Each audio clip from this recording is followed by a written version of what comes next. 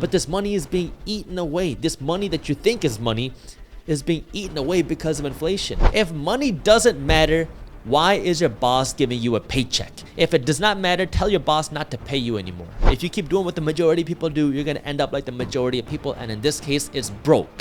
What are some of the top things that keep people poor? The first thing is you are spending all of your money to make everybody else around you rich, and that is keeping you broke. It is this fake rich lifestyle that so many people are living, which is what our society breeds. It's so unfortunate that we live in a society where people would rather look rich than actually be rich. The arguably richest and wealthiest person in the world is Bernard Arnault, one of the top 5 richest person. It just depends on the day who is the richest person in the world. He is the CEO of companies like Louis Vuitton. And so now everybody who wants to look rich is going to companies like Louis Vuitton, wearing Louis Vuitton so they can look rich. But what are you actually doing? You're making the owner of that company rich. And so we live in a society where people want to look rich. We're emotional beings. Humans are emotional, not rational creatures. And we want that feeling of acceptance in our society. We want that feeling of, I made it, even if you haven't actually made it. So we want to feel accepted. Everybody wants the feeling of acceptance. It's natural. And one of the ways that people are doing that is just by now spending all their money at Amazon, at Lululemon, at Apple, at Gucci, at Louis Vuitton. And these things give you that reassurance that, hey, I have everything that's normal in society. I have the nice clothes, I drive the nice car, I have the nice things, I go on the nice vacation, and you look successful to the world. But in reality, it's keeping you broke. And it's so ironic that the things that make us look rich are the things that keep us broke. And this is where so many people get things confused, because they want to look rich. But if you want to actually be rich, you got to be willing to be broke right now. Yeah. And this was a hard realization for me too, because, you know, I didn't have any sort of financial education. So when I was getting started, actually before I was getting started, I was in high school, I was hosting teen parties.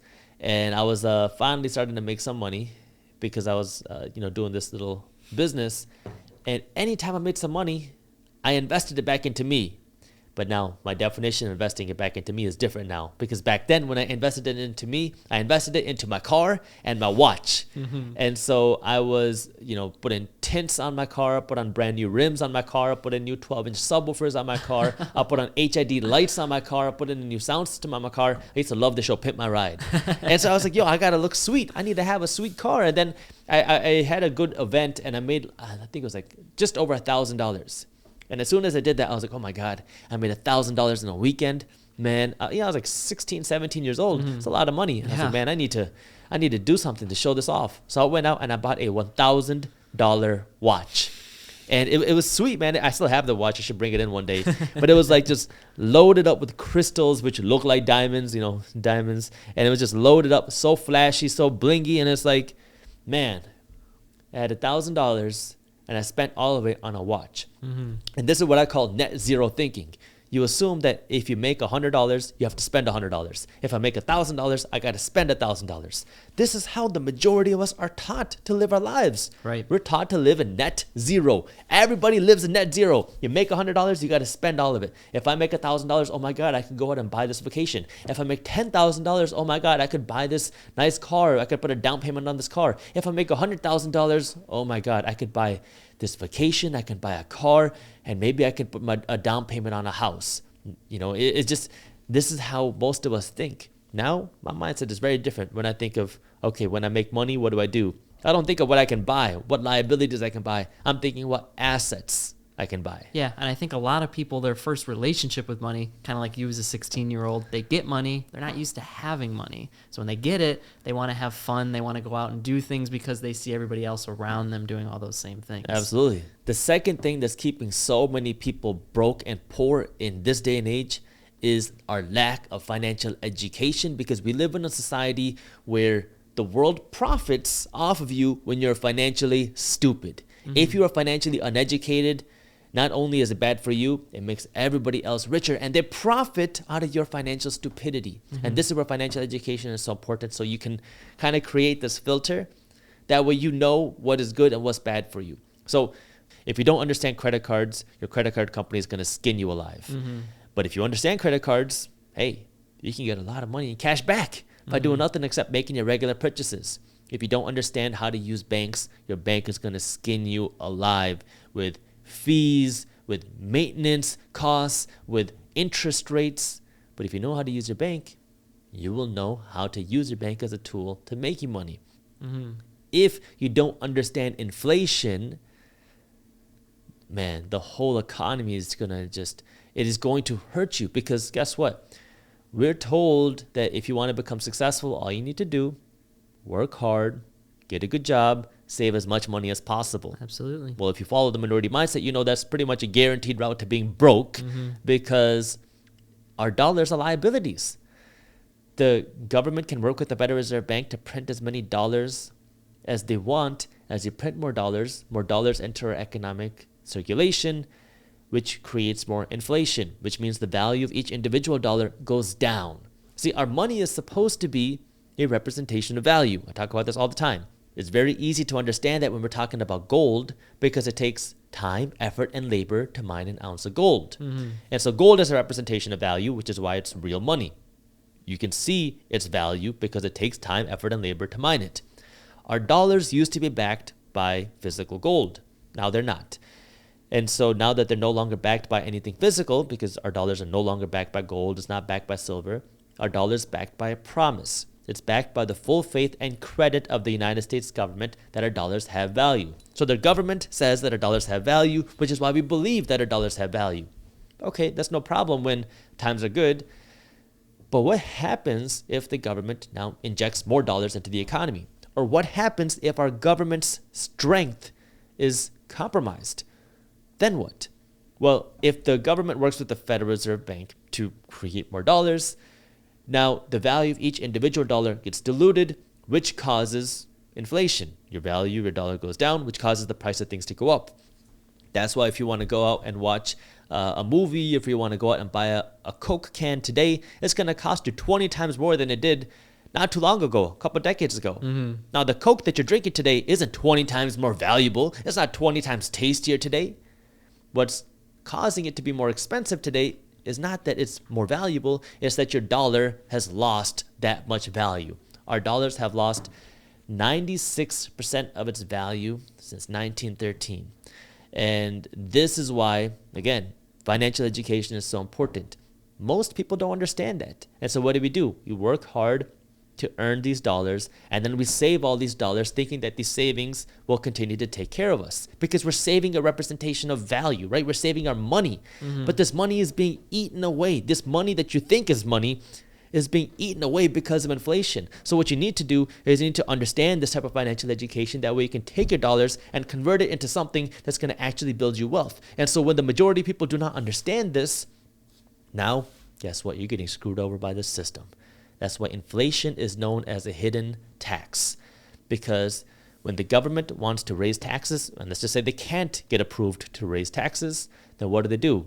Well, they're not going to slow down their spending, because the way that the government gets their money to do their things is through taxes, and they want to spend more than they earn, which is why we have a national debt crisis. We have almost $29 trillion worth of national debt. And so if they want to spend more, they have to earn more. They will never be able to raise taxes enough to justify the amount of spending that they do. And so they will try to raise taxes. Maybe they get approved, maybe they don't. But in either case, they're not going to slow down their spending. And so if they continue spending more than what they earn, how do they pay for that? Their money has to come from somewhere. Well, the money gets printed, which causes more inflation, which means who is now bearing the cost of that? Because somebody has to pay this cost. The government is not a for-profit entity. Somebody has to pay the cost of their spending. So who's going to pay the cost? The average person who does not understand money, the financially uneducated, because now you have to pay the cost through inflation. So it almost sounds like the system is kind of rigged against the average person. And it lies to you. Yeah. It lies to you. And, it heats me up because it is crazy. I mean, this is the whole reason why I started Minority Mindset, man. It's like I never had any sort of financial education growing up. I thought that if I needed to become successful, there was only one route to doing that. It was by going to school, getting good grades, becoming a doctor, and saving all of my money. And man, like, yes, if you want to be a doctor, there's nothing wrong with that. You should be a doctor if you love the idea of being a doctor. But I was doing it for all the wrong reasons, because that's what I was told I needed to do to become financially successful. Right. The reality is now financially, man, doctors are getting screwed over. They're some of the highest taxed professionals in the modern world. You're working from January to July just to pay your tax bill. And so, I mean, it's unfortunate that none of us are taught this stuff. And that's what got me so heated, was I have gone through all this schooling and never once did I learn a thing about money management. Never once did I learn a thing about investing. Never once did I learn a thing about financial education. Never once did I learn a thing about building wealth. Never once did I learn a thing about financial freedom. Yet every single person who is following the system is trying to get a job to do what? To become financially successful. And this is where everybody says, oh, you shouldn't talk about money like that. Don't worry about money like that. If money doesn't matter, why is your boss giving you a paycheck? If it does not matter, tell your boss not to pay you anymore. It's such a, people put up the smoke screen. Like we make money a taboo topic because we're insecure about it. We naturally don't want to talk about the insecurities that we have. But instead of trying to avoid it, what I'm saying is, let's talk about it. That way you can be better with your money. We can talk about the issues that we have with our money. That way you can get financially educated. That way you can do something. Because it all starts with your mindset. You have to have the right mindset. Then you need the right financial education. Then you have to take action. Then when you screw up, you got to figure out where you screwed up and fix it. Because it's not a straight path. Right. You're going to make a whole bunch of mistakes. Every single one of us does. I have, you have, but that's how you learn. And I want to go back just a little bit, because you mentioned kind of doctors and working hard.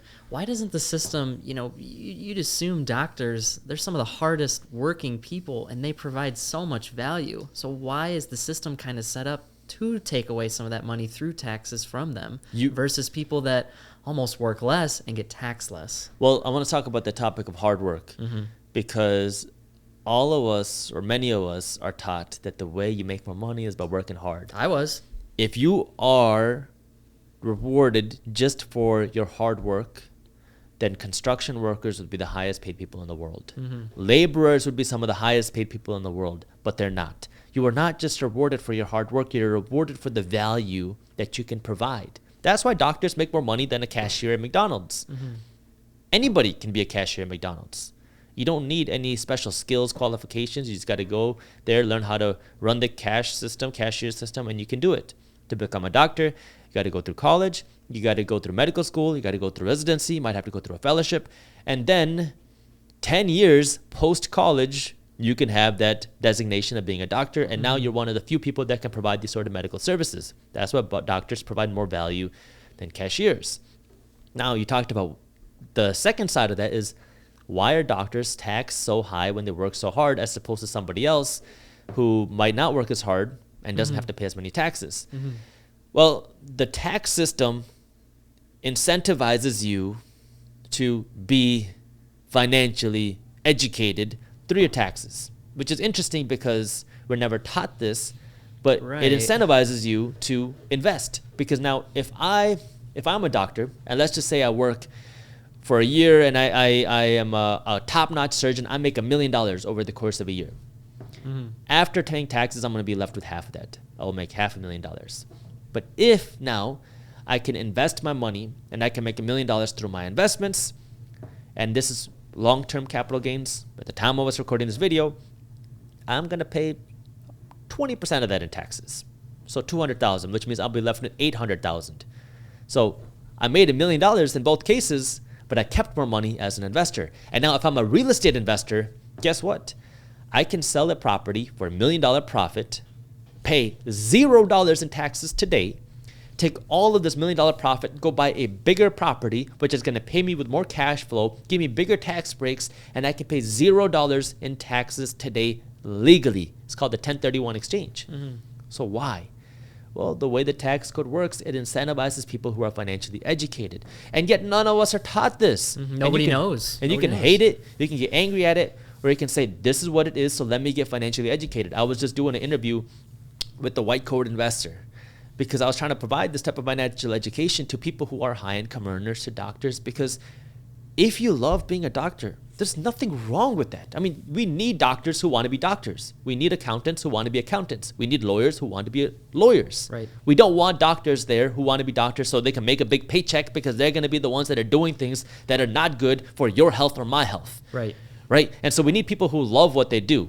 And the way that you can do what you love is if you're not incentivized just by the dollars through the work that you provide, but if you're financially stable, you're financially successful because you understand money, well, now you can use the system and then you can do things that you actually care about. The third reason why so many people are poor or broke is because they have a scarcity mindset. They don't have what I call a growth mindset. A scarcity mindset is, oh my God, why should I pay you? You're going to make money off of me, as opposed to looking at, okay, I pay you a little bit and I can make a lot of it.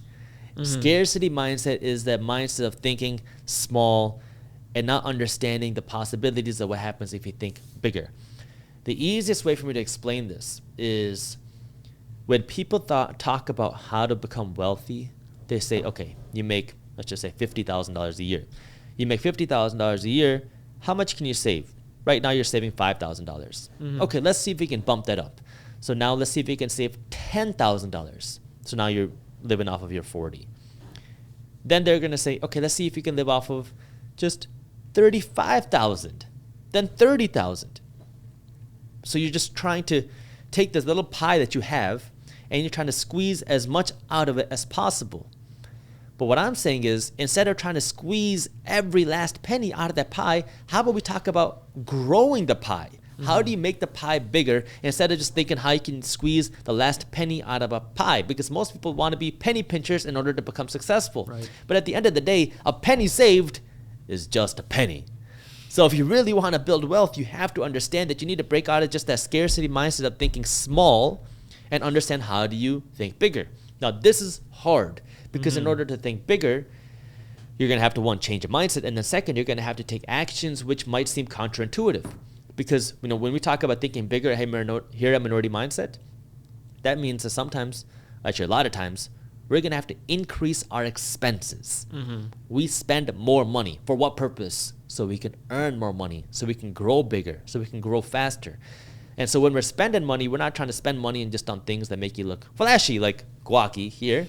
We're spending money on things that will help us grow bigger, right? And so we're trying to figure out how do we grow our expenses so we can ultimately grow our income. And that's what you need to be thinking now on your end is, if you want to break out of this poor mindset, this broke mindset, you need to know what type of mindset do you need to break away from. That way now you can use your money as a tool to think bigger. Because if you saved 10% of your income and you make $50,000 a year, you're saving $5,000 a year. But if you save 10% of your income when you're making $500,000 a year, you're still saving 10%, but now you're putting aside $50,000 a year. And that's what the growth mindset is. It's the mindset of now understanding that the opportunities are bigger, but in order for you to do that, you have to think bigger. And this is hard because, like I said, it requires you to pay more money. Yeah. And, you know, some people hate the idea of paying somebody else because that means somebody else is making money. I used to be a real estate salesperson. I used to help people buy and sell homes. This was when I was in college. I was just getting involved in real estate. I just bought my first rental property. I was learning about real estate investing, so I decided to jump in. I got my real estate salesperson's license. And I worked with this one couple for a long time. Showed them house after house after house after house. We finally found a house that they liked, that was in their budget, that we were ready to make an offer on. I mean, this was like months of work. And I'm a college kid. Right. And I was like, man, I'm finally going to get a paycheck. I think the home was around $400,000 or so. It was a little bit, it was like 400 and some change, but about 400,000. I was going to get 3% commission, which meant I was going to make around $12,000 to $15,000 because it was a little bit more than $400,000. But I was going to make that for my commission. Well, we go down to making the offer, and they were like, all right, Jaspreet, we're going to make the offer for this price. The only thing is, we want you to take half of your commission and give it to us. Put it in the deal. I was like, what the heck are you talking about? They're like, you know, we really don't think that you should be getting paid that much commission. Like, you're 19 years old. you shouldn't make $12,000, $15,000 off of this deal. So take $6,000, put it in the deal. That way we don't have to bring $6,000 to closing, and we'll sign the paperwork. And they already knew exactly how I was going to get paid, because before you start working with somebody as a real estate agent, you have to sign a whole bunch of papers. They need to know exactly how you're getting paid. I mean, everything is fully transparent. Right. And I was kind of a hothead. Still kind of am, but I was a hothead even more then. I was like, are you serious? I was like, you know what? No, you guys can just do it with somebody else. You're not doing the deal with me. So I just walked away. And it's that mindset, it's that broke mindset where their sole concern wasn't what home they were getting. It wasn't what property they were buying. They didn't care about what value they were getting. The only thing they were paying attention to was what value I was getting. And that is the true scarcity broke mindset, because now all you're counting is somebody else's wallet. Mm-hmm. You're not looking at your own paycheck. You're not looking at your own wallet. You're not looking at your own bank account. You're just wondering, what is somebody else getting out of the deal? But if you can pay somebody else $1 and you can make $2, is it really that bad that you're paying somebody else $1? Right. And it can be hard, because now you got to pay that money. And so one of the things that I do is, when I'm trying to sell my own rental properties, hey, most real estate agents are going to say, all right, we'll list your property. We want 5% commission, or we want 6% commission. And the people are going to say, okay, you want 6% commission? How about you do it for 5%? They're trying to cut them down. Right. They're trying to penny pinch them. I do the exact opposite. They'll say, we want 6% commission. And I'll say, okay, how about this? If you can give me an offer above asking price, I will give you 7% commission. And I'll throw in an extra bonus. Why? I want to pay you more. Right. Why? Because now I'm incentivizing you to work for me. And so what happens is, when you're a real estate agent and you're working with 6 different properties, and one of them is mine, and I'm going to be the one that's paying you the most money, or you're going to get the biggest bonus from me, guess which one you're going to be pushing harder? Mine. Right? And so, I mean, it's people are so focused on pinching their own pennies that they don't realize what they could gain if they break out of that scarcity mindset. Yeah, absolutely. I think this one's a little tough for a lot of people that don't make a lot, and people that don't have the time to think about the growth mindset. People that are working really, really hard, that don't have that extra money to put aside. We're talking people on minimum wage. We're talking people at the poverty line. People that are working so hard they don't have time to think about growing. They just have to think about surviving. I think it's really tough for a lot of people in that sense. You can't afford not to. You cannot afford not to. But it's such a big risk for a lot of people if they take that step. You know what I mean? When you have nothing to lose, you have everything to gain. And so you have to think bigger. Mm-hmm. You have to think bigger. One of the reasons why I always say, why am I willing to take risks? Why am I willing to do other things? Because my family came to this country with nothing. Mm-hmm. So the way I look at it is, I have nothing to lose and everything to gain. When you don't have much and you need more, if you're living off a minimum wage, it's going to be very difficult for you to become wealthy. You need to think bigger. You have to do more. You're going to have to earn more money. Mm-hmm. You can work more hours at your job, fine, or you can try to think, what else can you do to provide more value that we can earn more money, whether it's getting a different job or creating your own value, a side business, side hustle, your own business. Right. There's unlimited opportunities. And the great thing about living in this day and age, if you have the means and the ability to watch this video, you understand what I'm saying, you live in a first world country, you don't got to worry about a bomb dropping over your head. Mm-hmm. You have every opportunity at your fingertips. But it's, what are you going to do with it? Because you know what? In some places in the world, it's going to be much harder. Because in some places in this world, guess what?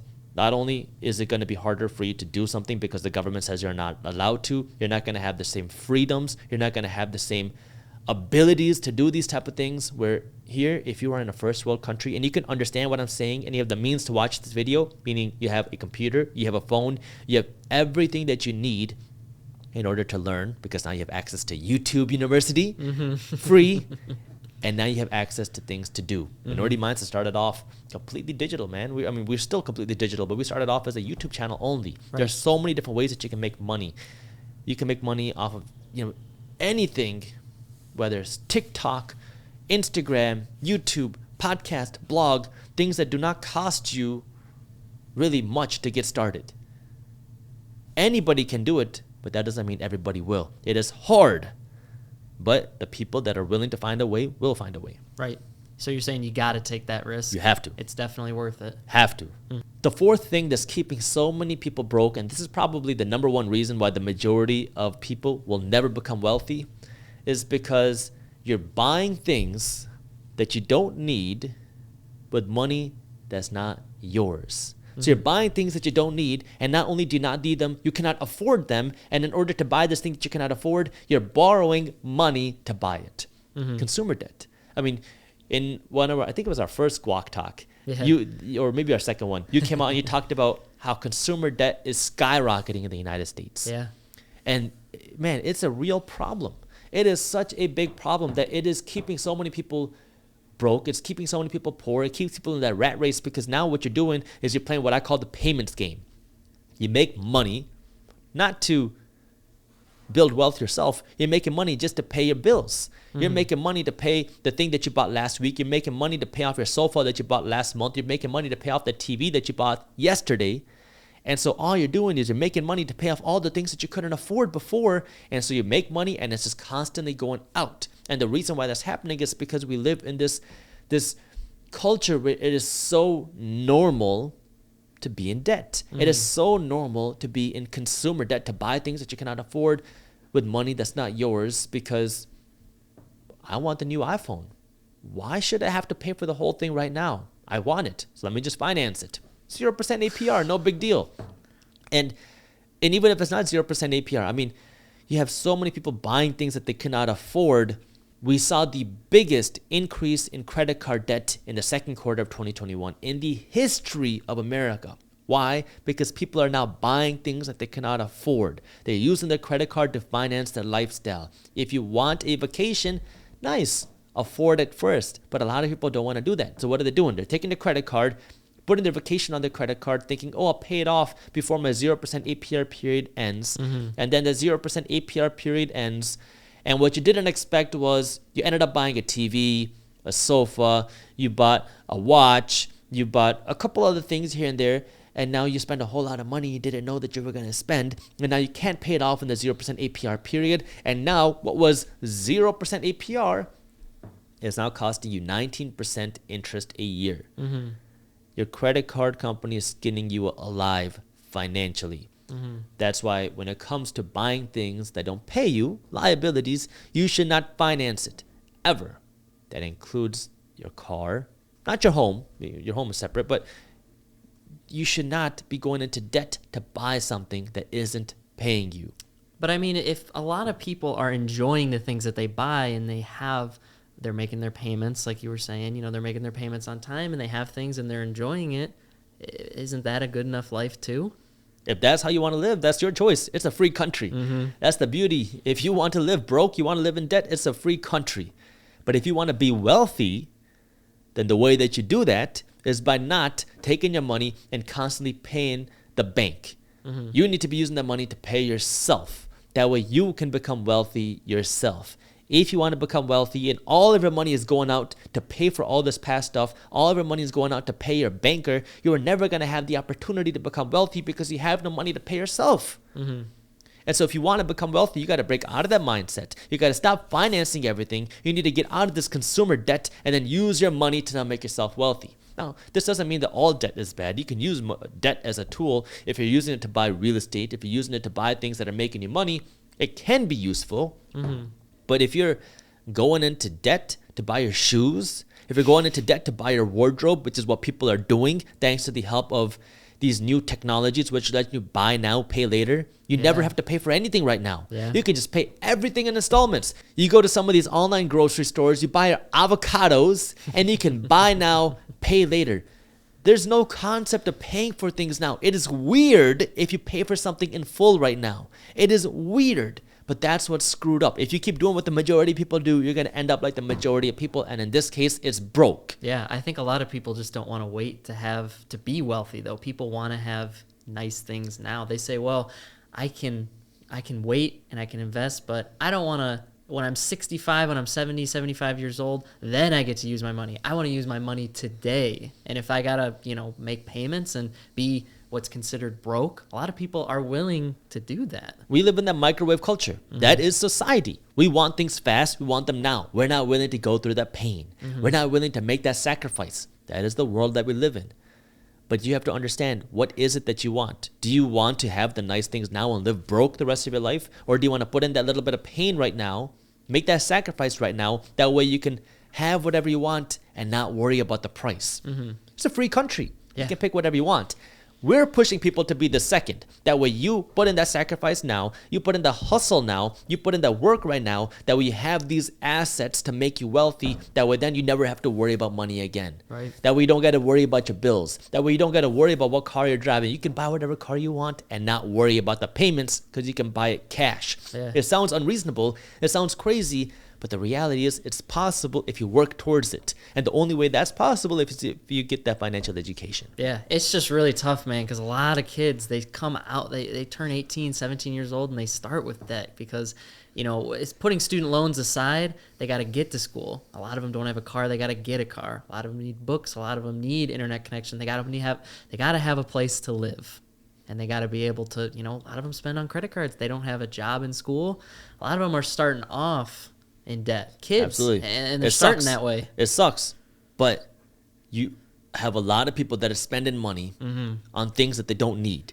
And you got to cut back, especially if you're just starting off. You do not need to be driving a BMW if you're 19 years old, working a job that's paying you a little bit of money, or even if it's a decent bit of money.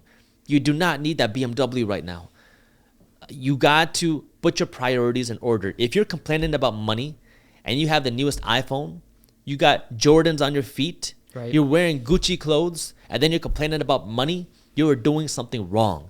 And you see this all the time. Yeah. People got all the nice stuff, but they got no assets to show for it. Right.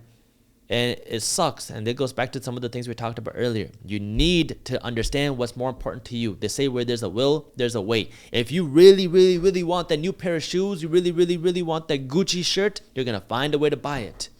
A lot of people would think too, you know, they see that price tag and they say, well, I got enough money for that. I can afford that right now. And then they find out later, actually, I might not have been able to afford that. There's a difference between being able to afford something and being able to buy something. That's what we talk about, my rule of 5. If you cannot buy 5 of them, you cannot afford 1 of them. This is for non-necessary liabilities in our lives. It's an easy way to understand if you can afford something or if you can buy something. I used to guest teach all the time in Detroit public schools. And that's where I came up with that rule of 5, because I went to these schools and I would talk to the kids, and a lot of these kids, man, they're hardworking, they're smart kids, they have their own jobs in high school. Most of these kids are working jobs. Right. But most of them didn't have a bank account. So they were getting their paycheck, going to the liquor store, paying 1 to 10% of the check to cash the check to the liquor store. Then on the way out, they're buying soda, they're buying pop, they're buying chips, they're buying candy. And so by the time you leave the liquor store, half of your check is already gone. And then with whatever's left, they're spending it on a whole bunch of dumb crap.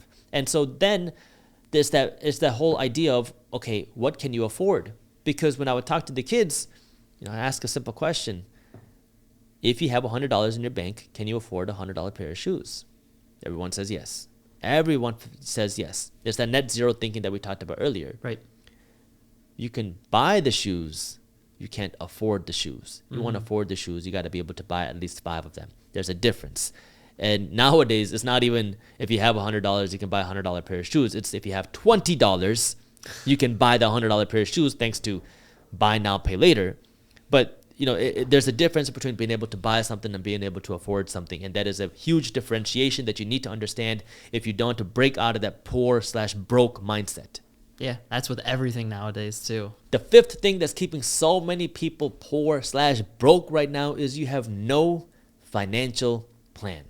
See, the majority of people make money, they spend it, and then they wonder where all their money went. And I mean, what's happening there is your money is leading you. You don't have a plan for your money, so your money comes in, you pay taxes, and then you spend it, and then you don't know where your money is going. But if you don't know where your money is going, it's already gone. So what you need to do is anytime you make $1, you need to have a plan for that dollar. You need to have a financial system, that way you know that you're going to be paying yourself first. So one of the easiest things that you can do is follow a plan like our 75-15-10 plan, which says that for every $1 that you earn from now on, 75 cents is the minimum. 75 cents is the maximum that you can spend. 15 cents is the minimum that you should be investing. And 10 cents is the minimum that you should be saving. Now what you're doing is you're automatically living below your means because you're only going to be spending a maximum of 75 cents of every dollar that you earn. You're automatically paying yourself because 15 cents is the minimum that you're going to be investing, and 10 cents is the minimum that you're saving. Now, we'll talk about this, but saving your money is not going to make you wealthy. Saving your money is what you do to protect yourself from going into debt. So the thing that you have to understand about saving is you don't want to save forever. You need to save strategically. You want to save smartly. So what I say is you want to have somewhere between 3 months to 12 months worth of expenses in liquid savings. That way, if your kid's arm breaks, if your window breaks, your AC goes out, your car breaks down, you have some cash to fall back on. You don't got to worry about going into debt. You have some savings that now you can pay this off. You don't got to worry about it. But after you hit your savings goal, you're going to no longer save money, take that 10% that you were saving and move it towards your investments. So now you're investing 25% minimum and you're spending 75% maximum. Now what you're doing is you're paying yourself first. You're putting your money aside for your investments. And I want to mention that regarding your investments, you don't have to automatically invest that money, all of it right now, today. That money can be sitting there waiting to be invested, but you just need to know that this is money that is going to be invested. So you should have at least 3 different bank accounts. One for your spending money, one for your investing money, one for your saving money. That way you don't accidentally use your investing money to go out and buy a TV. That way you don't accidentally use your saving money to go out and buy a sofa.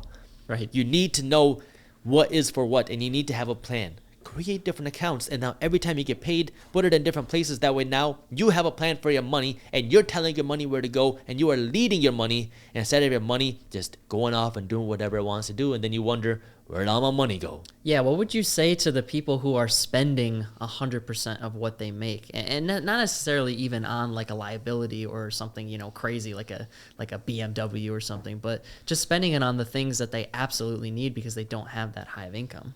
You can find ways to either spend less or earn more. You got to do one or the other. If you are truly living at the bottom as possible, you cannot find anything to sell. If you cannot cut your costs, if you cannot find any other ways to cut your expenses, then you have to find ways to earn more money. And it might not be from a job, because it sounds like if that's the case, your job isn't cutting it. So if that's the case, you're going to have to find another way to find an income. And it's hard, but sometimes that sort of need, that desperation, that I have no other option, creates the best opportunities. Yeah, people that sell things, so they can only sell things one time. So now that they've sold things, now they have less than what they did before. So now they feel like they're even in worse shape because they have less than what they did before, and all they have to show for it is a savings account. They're not really further ahead because they're still only paying their bills. But now you have some cushion. So you can use that savings to maybe pay down some debt. You can use it to start investing. It's just a little extra bonus. But if you have no other, you need a barrier. You need some margin between what you earn and what you spend. And if you cannot create a bigger margin by spending less, then you're going to have to earn more money. Now, 99% of people, 99.9% of people can spend less money. There are places where you need to, and this might be the right time for you to do that. Now, spending less isn't always the solution, but for some people in certain places, there is a way for you to spend less that we can create a bigger margin. If that is not enough, you have to earn more money. It goes back to the growth mindset that we talked about. You need to know how to grow the pie. You need to know how you can earn more money. You need to know how you can use your money as a tool. So when you have the margin, you need to use that money the right way, and then you need to know how you can grow that income. And it's possible. We've talked about on this channel a janitor who retired with $8 million. We talked about a parking lot attendant who retired a multi-millionaire. People who were living off a minimum wage, who raised families doing that. How? Because every time they got paid, they took a little bit of money and they invested it. Every single time, and they kept learning. They kept learning about their investments, and they stayed consistent over the course of their life. Is it easy? No. Is it possible? Yes. So make a plan and stick to it. Make a plan. The sixth reason why so many people are poor is because you are not willing to invest in yourself. We kind of hinted at this earlier. But if you have a broke mindset, it is going to be impossible for you to be wealthy.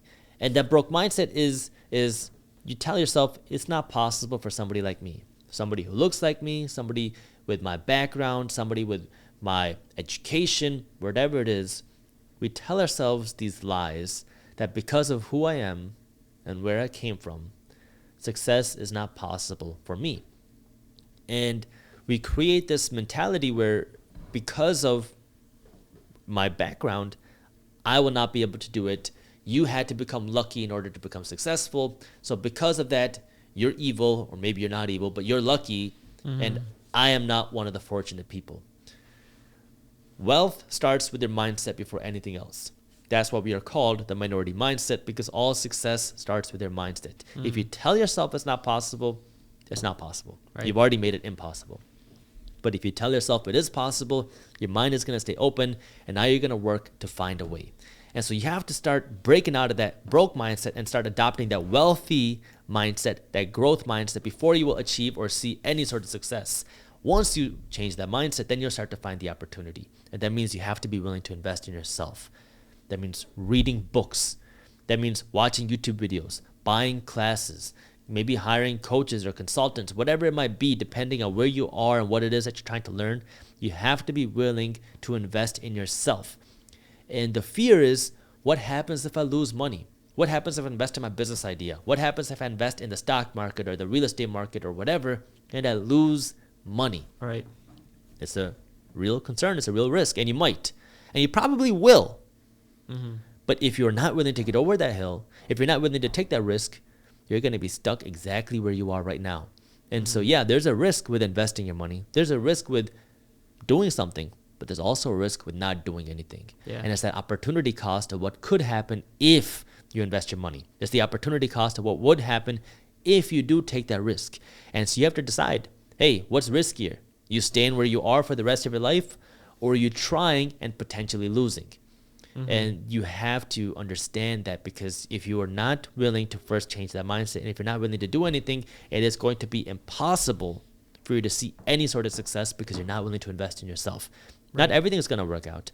I have made investments that lost money. I talked about on our channel my worst real estate deal ever. I was just getting started. I didn't have a mentor when I started investing in real estate. I just jumped in because I read books that said wealthy people invest in real estate. So I tried it. And one of my early deals was my worst real estate deal ever. It was still the only deal to date that I've ever lost money on. And it was painful. It was a huge headache. It was so stressful. I mean, it was hard. And I made a video where I talked about everything that happened. But that deal, that screw up that I had, set me up for so many bigger deals in the future, because I learned exactly what not to do. So you have to be willing to invest in yourself, and you have to be willing to make mistakes, because you will learn way more from your failures and your mistakes than you will your successes. Yeah, I think you kind of nailed it. A lot of people are afraid to get hurt. And when they kind of go into that, and even if they have just a little bit of success, then they get hurt, and they almost kind of go like 2 steps back once they get hurt.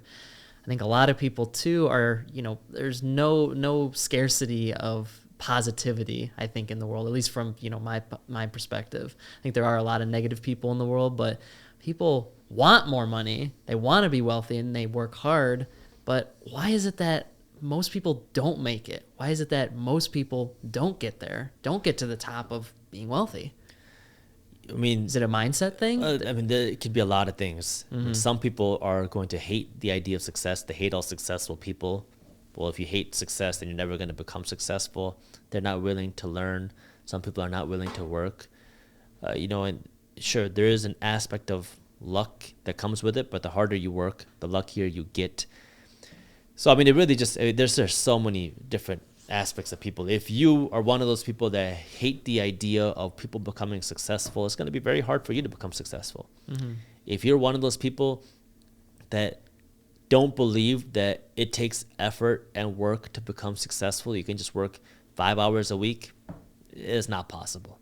But if you are resilient, you're willing to do whatever it takes, you will work your butt off, you're going to keep learning, you're willing to change, you're willing to think of new ideas, you're willing to be creative, you're willing to take risks, nothing can stop you. And that's what differentiates somebody who becomes successful and somebody who doesn't. There are some people that will find a way no matter what. They're going to work their butt off. They're going to keep learning, and they're going to pivot. And then they fall. When they fail, they're going to try it again. There's other people that hate that idea. They don't want to work that hard. They don't want to take the risks. And when they try and they fail, they're going to say, I told you it's rigged against me. I told you it's impossible for somebody like me. I told you. I mean, it goes back to that mindset, right? If you don't have that mindset for it, then don't do it. Not everybody's meant to be an entrepreneur. Not everybody's meant to do that. But everybody can invest, and that's something that everybody should be doing. And you said the first thing is mindset. What's the second thing? The mind starts with the mindset. The second thing is action. There's action and education. The seventh reason why so many people are poor is because, like we said before, they're fake rich, but they own no assets. I like to say you're product rich, but asset poor. You have all the nice stuff. You got the new Apple AirPods. You got the new MacBook. You got the new iPhone. You got the Lululemon leggings. You're buying extra guac at Chipotle, but you own no assets. You don't own any stock market investments. You don't own any real estate investments. You don't have any assets to your name, but you sit here and you have all the nice stuff. One of the easiest and the simplest things that you can do if you're just starting off is, if you're spending money at Apple, spend some of that money to buy these shares of Apple. If you're spending money at Chipotle, use some of your money to buy shares of Chipotle. Now, I'm not advocating what companies to buy. It's just an easy way for you to get started, that if you are spending your money at these companies, use your money to buy the companies too. That way you can start changing your mindset, because you need to own assets. I mean, the simplest solution to becoming wealthy is you buy less liabilities, you buy more assets. Liabilities are things that take your money away. Assets are things that put money in your pocket. And what's going to happen is you might make some money, you might lose some money, but you're going to start learning, and you're going to start owning assets, and you're going to be more willing to want to learn, because when you got some skin in the game, because you put your own money in it, now you're going to want to be more educated in it. That way you can do more of the thing that is going to make you wealthy. So you have to own the assets instead of just owning the liabilities. Yeah. A share of Amazon, though, is about $3,000. So instead of buying that, people would rather spend that and get something today on Amazon. Technology has made this so much easier and so much more accessible. If you want to buy Amazon stock and you cannot buy one share of Amazon, there are apps out there that let you invest in fractional shares. You don't even need $3,000 to buy it anymore. You can buy a piece of the share. You have every opportunity on your fingertips. But you have to be willing to learn, and then you got to be willing to take action. You got to have that education for sure. The eighth reason why so many people are poor is because they're buying liabilities that they think are assets. The biggest example of this is your home. Everybody says that your home that you live in is an asset. That's right. Your banker will tell you that. Your real estate agent will tell you that. Even the government says that. That your home is the biggest wealth building tool. If you want to increase wealth, you need to increase home ownership. The reality is your home is a liability. Can you make money off your home? Sure. If you buy a home and you sell it for a bigger price, you can make money off of it. But until then, it is a money pit. And what happens is you want to buy a home and you can afford a $300,000 home. But then your banker says, oh, you know what? You can afford a $350,000 home. Good thing your home is an investment. Now you're like, oh, okay, I can buy a little bit bigger. And your realtor's showing you homes and you find a nice $300,000 home that you like, but then you also find this nice $350,000 home. And now you're like, okay, which one do I buy? Well, this bigger home's a little bit bigger, it's a little bit nicer. It's an asset. It's an investment. It's going to make me richer in the future. Home prices only go up, right? So now you're stretching yourself so you can buy a bigger home. Your monthly payments are higher. You have less money to put towards your savings. You have less money to pay off your credit card debt. You have less money to invest into things that actually make you money. And then as soon as you move in, you're going to want to renovate your kitchen. You got to renovate the bedroom. You're going to build a deck. You got to do a whole bunch of nice things. And then your furnace breaks. You got to pay for that. Your window breaks. You got to pay for that. And so it's constantly taking money away from you, as opposed to you going out and buying a rental property. Because if you go out and buy a rental property, you're buying it for one purpose and one purpose only, to make money. Right. And so now, when you buy this rental property, you're going in there with a different mindset. You're not thinking, what's the cutest, nicest home? What's the home that's going to make me the biggest profit? And then, when you spend money at your rental property to make renovations, guess what?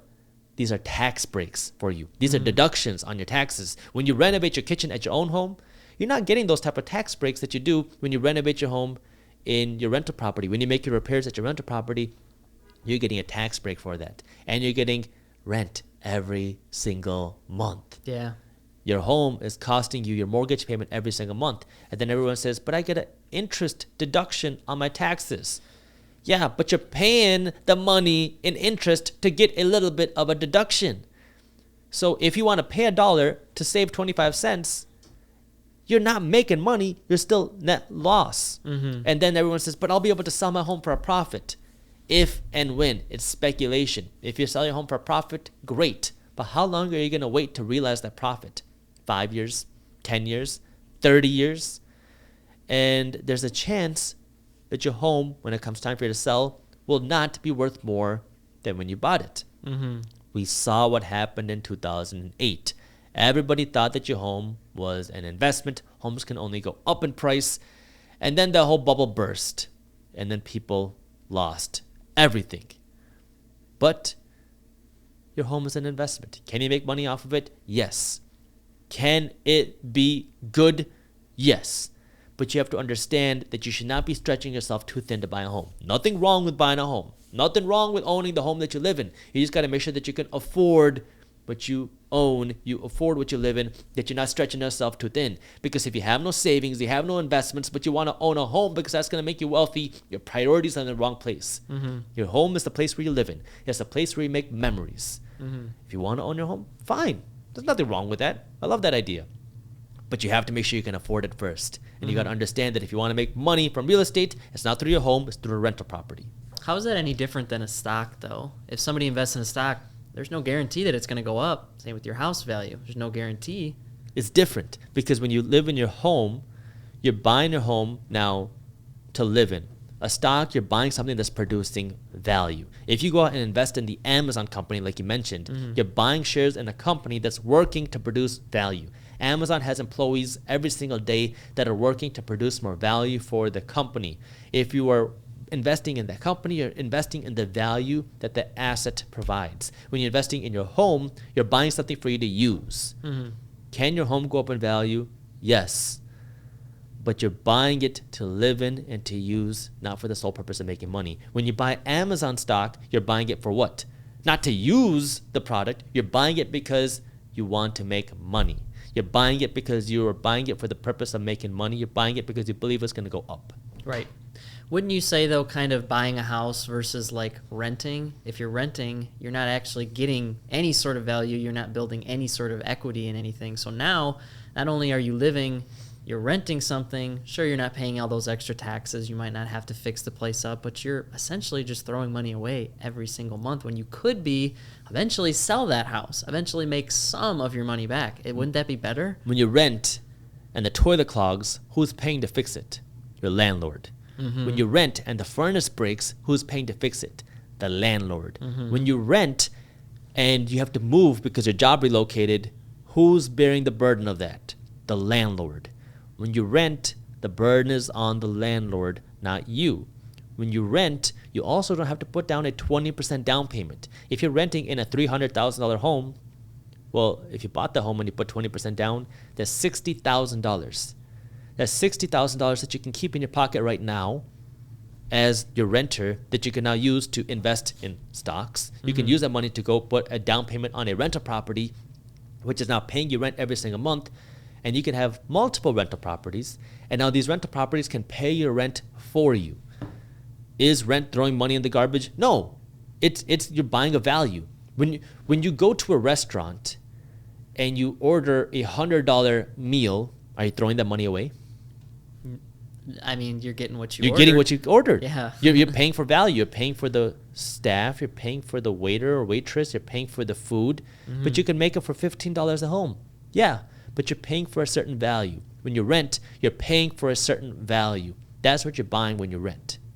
So people just have to kind of have their priorities when they decide whether they're going to rent or buy. Is that what you're saying? Or If you stretch yourself too thin to buy a home when you cannot afford it, you are going to pay the price later on. Renting is not throwing money in the garbage because you're buying value. You're buying shelter. You're buying a home over your head. Now, could that money be used to build equity? Sure. But again, you have that risk. Are home prices always going to go up? No. You're going to see home prices go down and up. Home prices, just like every other asset classes, are cyclical. And so, yeah, you could be building rent, but if home prices drop 20% and now you're underwater, even though you've been building equity, you're the one who has to bear the burden of that because you're the homeowner, which is why, again, if you want to own a home, that's fine. You have to make sure you can afford it first. There's risks with renting. There are risks with owning a home, and you need to understand that it does not make sense for you to go out and stretch yourself to go out and own a home just because everybody says you need to be a homeowner. You can be a renter and build a lot of wealth doing that because now you need to use the extra cash to invest. Right. So what else is a liability that people think are assets? The other big one is just cars. You see it very often with cars. People talk about, when they report what are they worth, they talk about the homes, and they'll even write their car in the statement. Your car is one of the fastest depreciating liabilities that you can buy. If you go out and buy a new car, the price is gonna drop like a rock. As soon as you drive your car off of the lot, it will lose almost 20% of its value in a matter of minutes. You buy a $40,000 car, well, now the car is worth $33,000 because you just drove it off the lot. You put your keys in the ignition and you turn it on. So the value of a car will drop like a rock. And what happens is so many people are living broke just because of their car. They spend all their money on their car so they can have their dream car. And then they live in the payments game. You're financing your car. 5-6 years go by. You finally pay off your car. And now what do? You trade in your car and you go buy a new one and you start the payments game all over again. People got to have a car, though. Buy something that you can afford with cash. Use the extra money that was going toward the payments every single month to invest. And the ninth thing that's keeping so many people poor is that they are chasing money. Now, this one's going to sound kind of ironic because we're talking about the things that you need to do to build wealth and all that. But you do not want to get into the game of just chasing paper. You do not want to get into the game of chasing money. Money is important. We talk about that all the time on our channel. But you can be rich. You can be rich with dollars, but poor in the mind. And you have to understand that money is just one aspect of your life. Money is not everything. It is very important. You have to be financially educated because if you don't have money, you will be miserable. You will not be able to pay your bills. You cannot take your spouse on the vacation that he or she wants. You cannot take care of your kids. But money is not everything. If you spend your life chasing money, you yourself are just going to be miserable. What's the point of having money if you're not happy? It doesn't do anything. So you got to understand that if you want to become wealthy, at which point does money play a part in your life? And how does money play a part in your life? You have to be physically fit. You have to be mentally happy. You have to be spiritually fit. You need to have a purpose in life.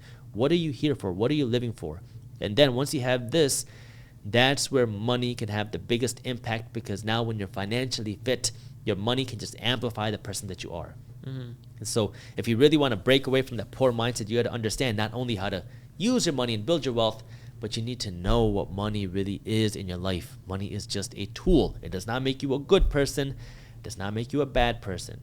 It is just a tool which allows you to amplify who you are.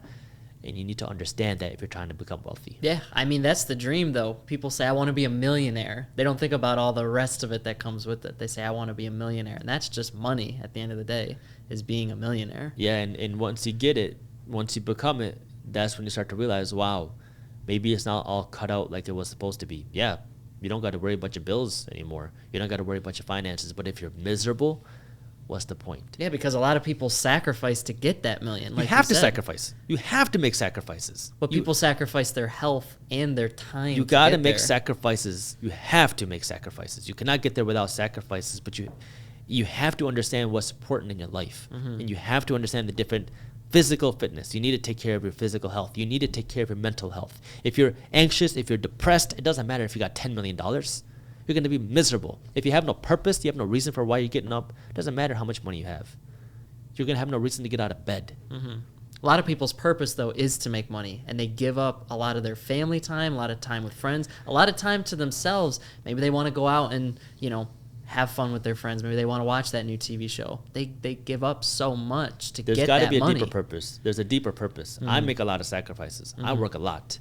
But it's not just for the money, it's for the purpose. We're sitting here spreading financial education for a reason. These are things that I never grew up learning about. I do this out of passion. These are things that I talk about from my heart. There's got to be a deeper reason for you to feel fulfilled. That way you're doing what you do, and you can be okay with yourself doing whatever it is that you do. So the sacrifice is worth it? Sacrifice is worth it if you love what you're doing. You got to love what you do if you really want to make those sacrifices worth it. Now with that, let's transition over. We got some questions from the audience. We're trying to add in this new segment into Guac Talk. We got Nathan from Minority Mindset News. I'm obviously here hosting at Minority Mindset. We got Guacky with us today. Looking good as always. But what we want to do is we want to answer questions from the audience. And so if you want to ask questions, I'm going to put a link in the description where you can leave me a voicemail, ask me a question. Try to keep it short, around 15 seconds. Ask me your own personal questions, and we will try to answer them on our Guac Talk. So ask your question in the description below. And Nathan, what questions do we got today? Yeah, let's get into the questions. First question we have today is from Danielle Rowley, and the question is, I do not have any debt, but I need to build up my emergency fund and invest my money. I am also self-employed, so I need an IRA too. What do I do? If you are self-employed, that means you're making money. Now you're trying to figure out how do you save some money, that way you have some cash to fall back on. What you need to do is you're going to have to either earn more money or spend less money. Because like we talked about, there's two ways that you can have some extra margin. You're going to make X amount of dollars, you got to spend X minus 5, whatever the number is. And so you need to know, how can you spend less money? What is the car that you're driving? Can you sell some stuff? Can you live a little bit smaller? Whatever it might be, use that to put aside some extra cash. And if it's just how do I save a little bit extra money right now, the fastest way to do that is just to sell some stuff around you.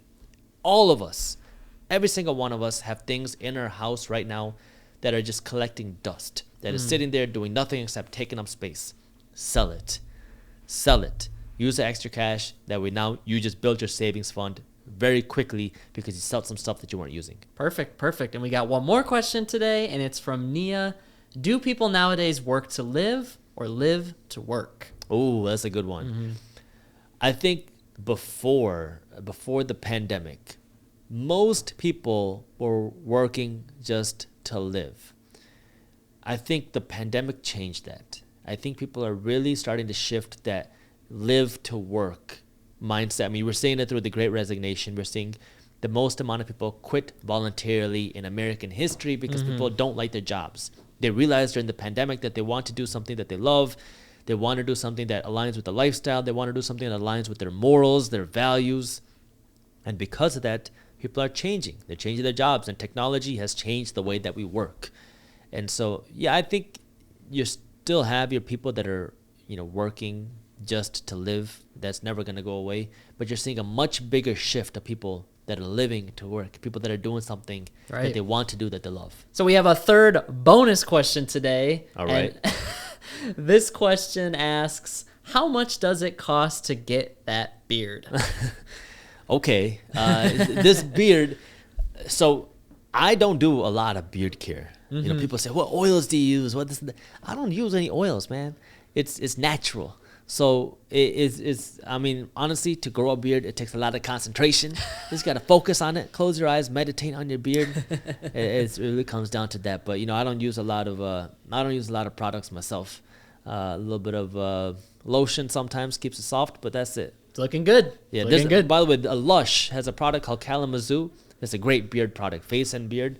I love that product. Well, I don't really need it. Well, anybody who's listening, if you want, looking for some of that, I do like Lush. Yeah, I hope that helps. It's called Kalamazoo. Yeah. If you have some of your own questions that you'd like me to answer, use that link in the description. Ask the question in the voicemail. That way we can listen to your questions and answer them live on Guac Talk. If you want to see more of Nathan, you want to see more of him, you can check out the Minority Mindset News channel. If you want to see more of Guacky, you know where to come. Guac Talk on our channel. Thank you for watching. If you enjoyed this video, here's a video on things you need to know if you want to become wealthy that I think you love. And while you're at it, download our free guide on investing your money in the stock market. And as always, keep hustling. You have Robert Kiyosaki, who is essentially like finance everything, never pay for cash for anything, and then use your money to buy investments and have your investments pay for all of your stuff.